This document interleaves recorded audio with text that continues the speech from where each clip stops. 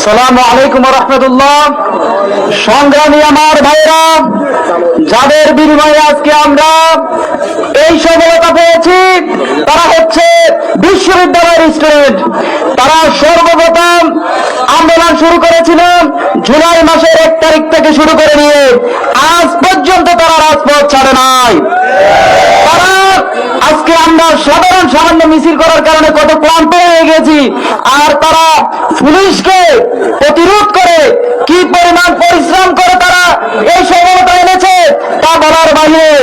এই সমস্ত ছাত্র সমাজ আমাদের সামনের দিকে এগিয়ে আসতে হবে ইনশাআল্লাহ। আল্লাহ তাআলা বলেছেন, ওয়াদাল্লাহুল্লাযীনা আমানু মিনকুম ওয়া আমিলুস সালিহাত লা ইস্তাখলিফান্নাহুম ফিল আরদ। যাদের মধ্যে 2টি গুণ আছে, যারা ঈমান এনেছেন এবং সৎ কাজ করে, তাদেরকে আমি ক্ষমতা দিবই ইনশাআল্লাহ।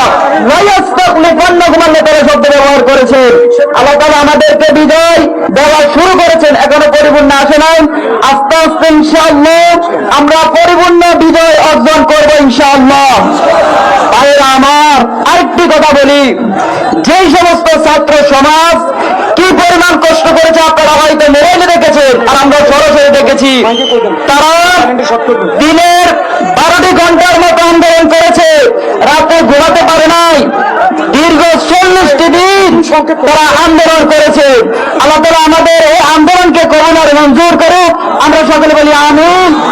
এবং যারা অসুস্থ আছেন আল্লাহ তাআলা তাদেরকে যেন অতি দ্রুত সুস্থতা দান করেন, এবং যারা কারাগারে আছে তাদের অতি দ্রুত মুক্তি কামনা করে আমি আমার বক্তব্য এখানে শেষ করছি। আসসালামু আলাইকুম।